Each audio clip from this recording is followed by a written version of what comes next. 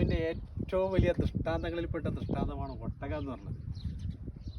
അഫലാ യൻദുറൂന ഇലൽ ഇബിലി കൈഫ ഖുലിഖത്.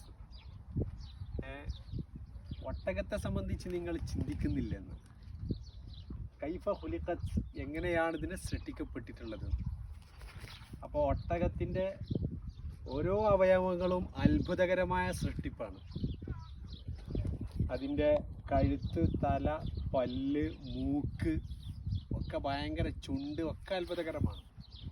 അതിൻ്റെ കാലുകൾ, അതിൻ്റെ പൂഞ്ഞ, ഇതൊക്കെ ഒരുപാട് രഹസ്യങ്ങൾ അടങ്ങിയിട്ടുണ്ട്.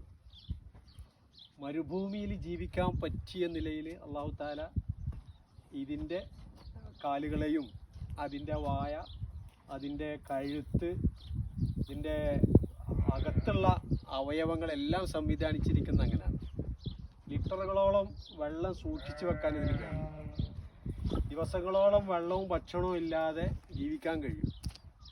ആ സമയത്ത് ഇതിൻ്റെ പൂഞ്ഞുണ്ടല്ലോ, മുകളിലുള്ള പൂഞ്ഞ, ഈ പൂഞ്ഞ അതിൽ നിന്ന് അതിൻ്റെ കൊഴുപ്പുകളൊക്കെ ദ്രവീകരിച്ച് ആവശ്യമായ ജലാംശം ഇത് കിട്ടും. നമുക്ക് അതിൻ്റെ കണ്ണുകളുടെ ഈ പൊടിക്കാറ്റൊക്കെ വരുമ്പോൾ കണ്ണുകളുടെ അതിനൊരു പാടുണ്ട്, അത് അടച്ചു പിടിക്കാൻ അതിനെ കൊണ്ട് കഴിയും.